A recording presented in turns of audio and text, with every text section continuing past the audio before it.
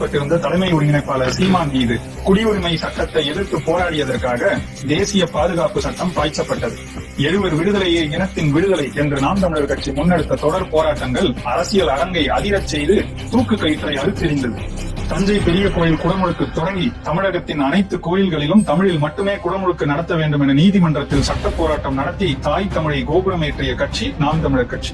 நாம் தமிழர் கட்சி பிரிவினைவாதம் பேசுகிறது என்று குற்றச்சாட்டுகள் சுமத்தப்பட்ட காலங்களில் அக்கட்சியினர் மழை வெள்ளம் புயலால் பாதிக்கப்பட்ட பகுதிகளை மீட்டெடுக்க ஓடிக்கொண்டிருந்தனர்.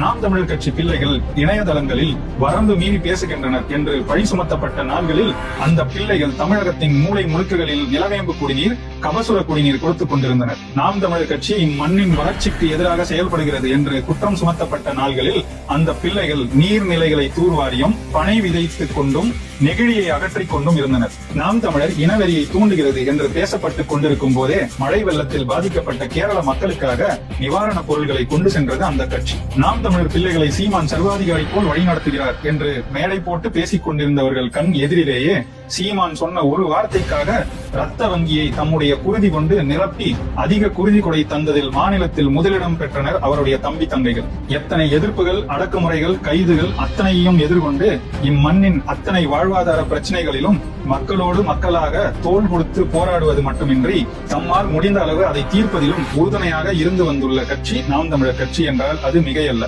மேலே சொன்ன அத்தனை உதவிகளையும் ஏதோ பெரிய பண முதலாளிகளோ பெரிய பெரிய நிறுவனங்களிடமிருந்தோ அதிகார பதவியில் ஊழிப்போய் ஊழலில் திளைத்த அரசியல்வாதிகள் மூலமோ முன்னெடுத்தவை அல்ல.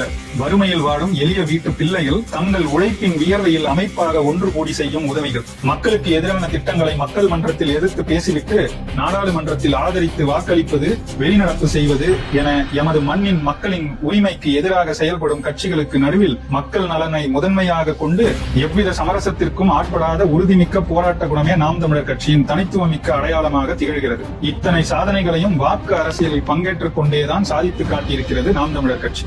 ஆம், 2016 முதலில் களம் கண்ட போது 1.1 விழுக்காடு வாக்கை ஈட்டிய போது அவ்வளவுதான் முடிந்தது இந்த கட்சி என்றார்கள். ஆனால் மீண்டு வந்தார்கள். 2019 கிட்டத்தட்ட 4 மடங்கு வளர்ச்சி பெற்று 3.8 விழுக்காடு வாக்குகளை பெற்றது நாம் தமிழர் கட்சி. அதற்கு பிறகு மீண்டும் 2021 2019 வாங்கிய வாக்குகளையாவது தக்க வைக்குமா நாம் தமிழர் கட்சி என்ற கேள்வி எழுப்பப்பட்ட போது அதையும் தாண்டி வாங்குவோம் என்று 6.2 விழுக்காடு வாக்குகளை வாங்கி